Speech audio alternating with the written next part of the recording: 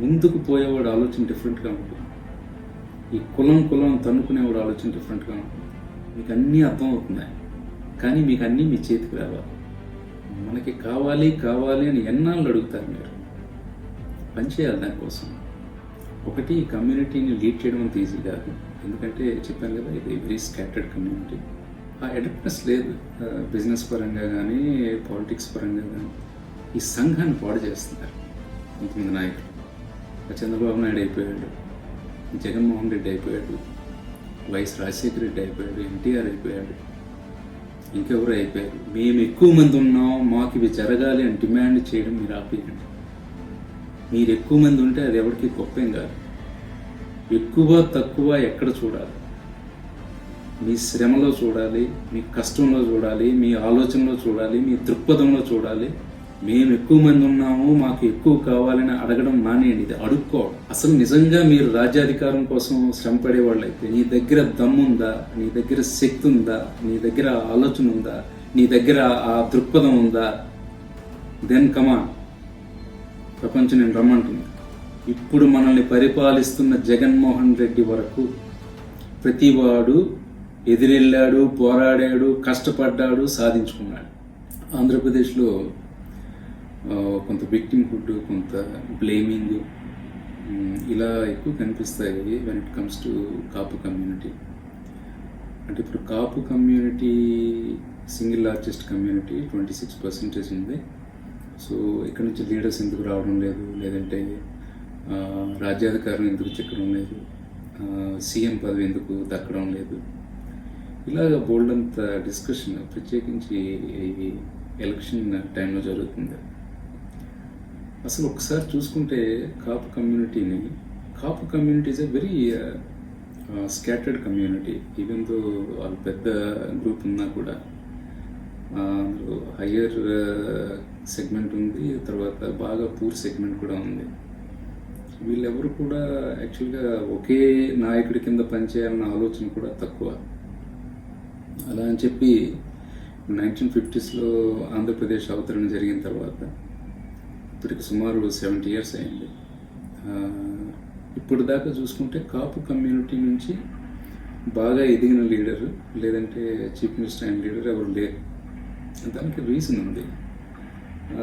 But at the same time తక్కువ percentage ఉన్నటువంటి communities నుంచి లీడర్స్ ఎందుకు అయ్యారు, సీఎం ఎందుకు అయ్యారు అని బాధపడడం, వీలైతే ఏడవడం, ఇంకా లేదంటే కంప్లైంట్ చేయడం ఈ కాపు కమ్యూనిటీలో ఉన్నటువంటి ప్రధానమైన లక్షణం.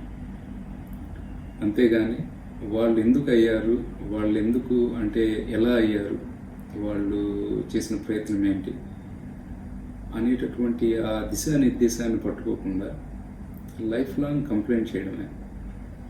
ఇప్పుడు 10 ఏళ్ళు, 20 ఏళ్ళు, 30 ఏళ్ళు, 70 yearsగా ఇదే జరుగుతుంది.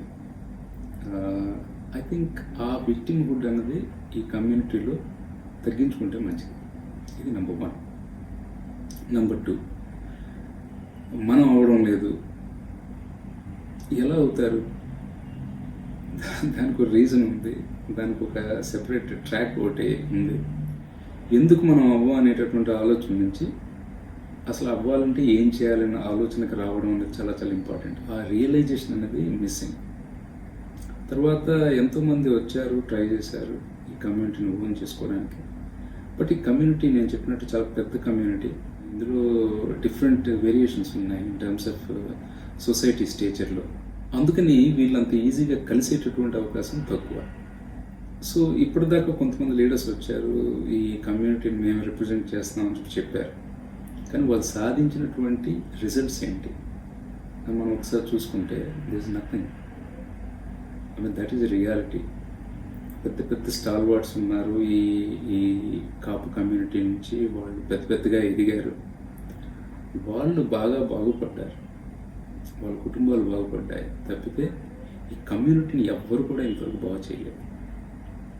అట్ ది సేమ్ టైం వాళ్ళ ఉపయోగం ఏంటంటే, ఆ కమ్యూనిటీ నుంచి ఎవరైనా కానీ పెద్దగా పెరిగిన వాళ్ళు ఉంటే వాళ్ళని చూసి ఇన్స్పైర్ అవ్వచ్చు. ఫలానా ఫర్ ఎగ్జాంపుల్ చిరంజీవి, ఆయన పెద్దగా ఎదిగారు, ఆయన చూసి నేర్చుకోవచ్చు. Then we have some leaders, పెద్ద లీడర్స్ ఉన్నారు. అంటే డిఫరెంట్ ఫీల్డ్స్లో బాగా ఎదిగిన వాళ్ళు ఉన్నారు, బాగా అభివృద్ధి చెందిన వాళ్ళు ఉన్నారు, అభ్యున్నతి పొందిన వాళ్ళు ఉన్నారు. వాళ్ళందరినీ చూసి మనం ఇన్స్పైర్ అవ్వచ్చు, వాళ్ళందరినీ చూసి మనం మోటివేట్ అవ్వచ్చు. సరే, నేను కూడా ఇలా చేయాలి, నేను కూడా ఇలా మీదకి రావాలి, 10 మందికి తెలియాలి, 10 మందికి నేను ఏదైనా చేయాలి. కానీ ఆ పాజిటివ్ ఎఫెక్ట్ అంతవరకే.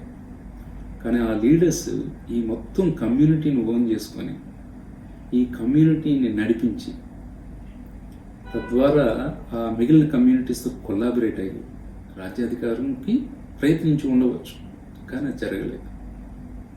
ఒకటి, ఈ కమ్యూనిటీని లీడ్ చేయడం అంత ఈజీ కాదు, ఎందుకంటే చెప్పాను కదా, ఇది వెరీ స్కాటర్డ్ కమ్యూనిటీ. 2, ఆ నోబుల్ ఇంటెంట్ కూడా ఆ లీడర్స్లో మిస్ అయింది. కనుక ఈ కమ్యూనిటీ ఒకే మాట మీద, ఒకే బాట మీద ఇంతవరకు లేదు, రేపొద్దున ఉండదు కూడా, ఇంపాసిబుల్. ఎందుకంటే కమ్యూనిటీ, ఇంత పెద్ద కమ్యూనిటీని ఒకే నాయకుడు ఒకే మాట మీద నిలబెట్టడం అనేది అంత ఆషామాషి విషయం కాదు. వాట్ హ్యాపెన్స్ అదర్ కమ్యూనిటీస్లో ఎందుకు సింగిల్ డిజిట్ పర్సంటేజ్ ఉన్నటువంటి ఆ కమ్యూనిటీస్ నుంచి leaders one after the other వస్తున్నారు? అది ఎందువల్ల? అది పొలిటికల్ అడెప్ట్నెస్, అది మన దగ్గర లేదు, అది ఒప్పుకోవాలి. ఆ అడెప్ట్నెస్ లేదు బిజినెస్ పరంగా కానీ, పాలిటిక్స్ పరంగా కానీ. కొన్ని రంగాల్లో అఫ్కోర్స్ ఈ community it is doing well, but చాలా రంగాల్లో ఇంకా వెనుకబడింది, ఆర్థికంగా వెనుకబడింది. బోల్డ్ అనే కారణాలు ఉన్నాయి.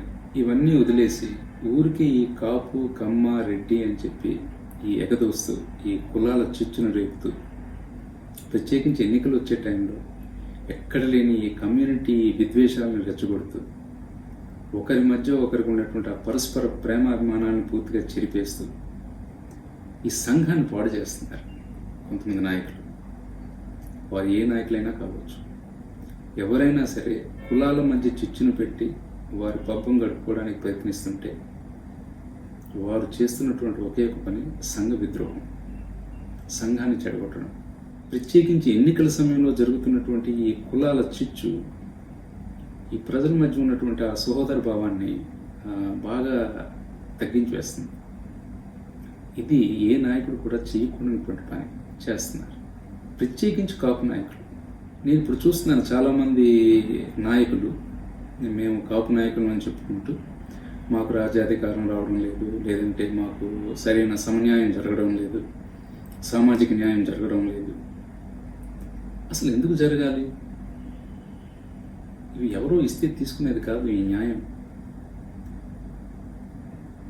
మనకి కావాలి కావాలి అని ఎన్నాళ్ళు అడుగుతారు మీరు? పనిచేయాలి దానికోసం మీరు శ్రమ పడాలి, దానికోసం కష్టపడాలి, ఆ యొక్క పొజిషన్స్ని సాధించాలి, ఆ యొక్క ఆర్థిక పరిపుష్టిని మీరు సాధించాలి. క్రమంగా జరగాల్సిన పని. మీరు ఎక్కువ ఉన్నారు, వారు తక్కువ ఉన్నారు, అందుకు మాకు ఎక్కువ కావాలి. ఇది ప్రపంచం ఇలా పనిచేయదు. ప్రపంచం పనిచేసే తీరు ఎవరి దగ్గర ఉంటే వారి దగ్గరికే ప్రపంచం పోతుంది. కానీ ఎవరి దగ్గర ఎందుకు ఉంటుంది? ఎవరికి వారు సంపాదించుకుంటున్నారు, ఎవరికి వారు కష్టపడుతున్నారు, ఎవరికి వారు ముందుకు పోతున్నారు, ఎవరికి వారు ఆర్థిక అభివృద్ధి కోసమే తపన పడుతున్నారు. మనం ఈ కులాల మధ్యలో ఈ కులాల చిచ్చు పెట్టుకుంటూ ఈ కులాల మధ్యలో తగలబడిపోతున్నారు. ముందుకు పోయేవాడు ఆలోచన డిఫరెంట్గా ఉంటుంది. ఈ కులం తన్నుకునేవాడు ఆలోచన డిఫరెంట్గా ఉంటుంది.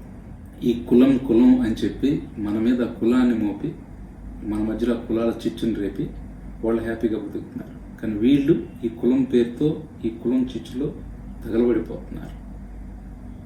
ఇది మనం క్లియర్గా అర్థం చేసుకొని మనం దీని నుంచి సెపరేట్ అవ్వాలి, దీని నుంచి వేరుపడాలి. మీకు పదవి రావాలన్నా, ఒక విషయంలో పోటీ పడాలన్నా దానికి ఏం అవసరం అవి చూసుకోవాలి. 1, 2, 3 చదువు కావాలి, పొజిషన్ కావాలి, లేదంటే డబ్బు కావాలి.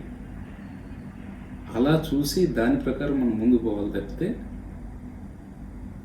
డిమాండ్ చేస్తున్నారు. డిమాండ్ చేయకూడదని నా అభిప్రాయం.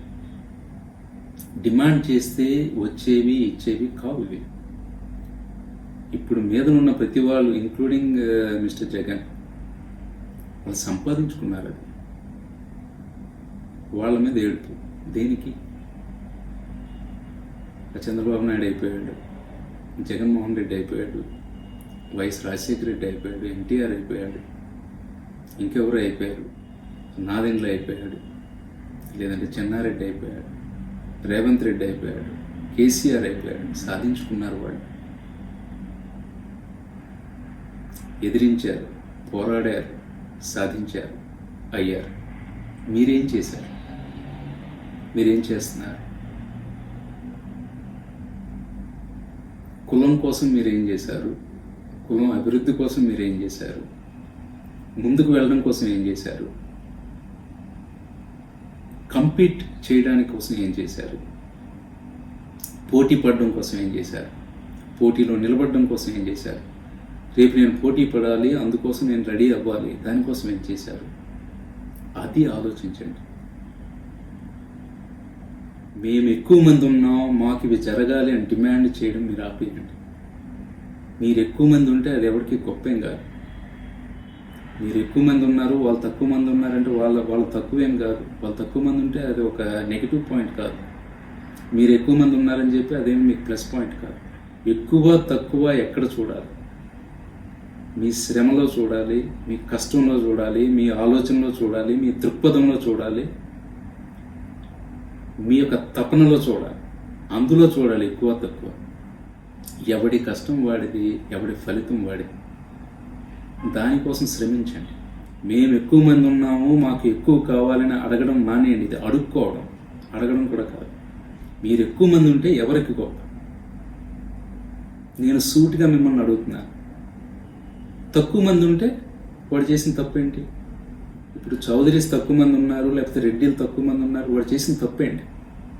నువ్వు చేసిన గొప్పేంటి? అసలు నిజంగా మీరు రాజ్యాధికారం కోసం శ్రమ పడేవాళ్ళు అయితే, రాజ్యాధికారం కోసం తపన పడేవాళ్ళు అయితే, దానికి ఏం కావాలో మీకు ఇంకా అర్థం కాలేదా? దానికోసం ఏం చేయాలో మీకు ఇంకా అర్థం కాలేదా? దానికోసం ఎంత కష్టపడాలో మీకు అర్థం కాలేదా? మీకు అన్నీ అర్థం అవుతున్నాయి, కానీ మీకు అన్నీ మీ చేతికి రావాలి, మీ నోటి దగ్గరికి వచ్చేయాలి. అది మీరు ఎక్స్పెక్ట్ చేస్తున్నారు. ఈ కులం పేరు చెప్పి ఆ లీడర్స్ని కూడా చెడగొడుతున్నారు. కొంతమంది మంచి లీడర్స్ ఉన్నారు, వాళ్ళని కూడా మనం కులం పేరు చెప్పి చెడగొడతాం. ఏం చేస్తారు వాళ్ళు మాత్రం? ఇక్కడ నాన్ సెన్స్ జరుగుతుంది, సరే వీళ్ళు కొంత ఏదో చేయాలి, చేస్తే వీళ్ళు మనం వెనుకుంటారు అని వాళ్ళు కూడా.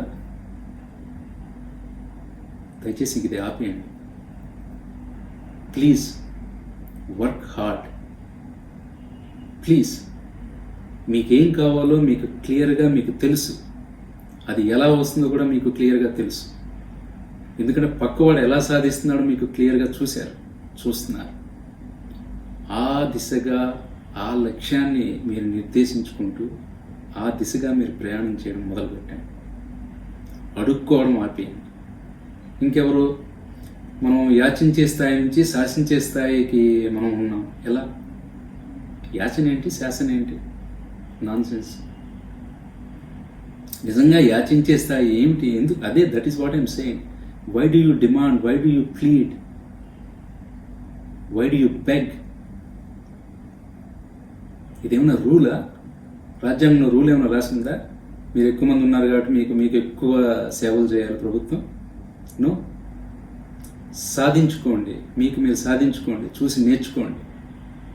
వాళ్ళ మీద పడి ఏడవడం ఆపేయండి.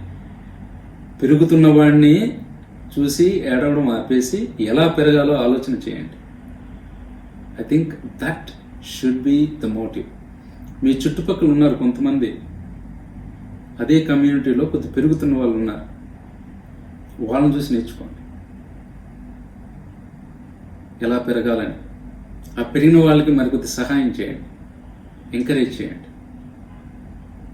పెరుగుతున్న వాడి మీద పడి ఏడవకూడదు. పక్క కులం వాడు బాగా ఎదిగిపోతున్నాడు, వాడు అదైపోయాడు, ఇదైపోయాడు. ఎవ్వడు కూడా ఇక్కడ ఫ్రీగా ఏమీ అవ్వడం లేదు. ఈ ప్రపంచం ఎవ్వరినీ కూడా స్పెషల్గా ట్రీట్ చేయదు.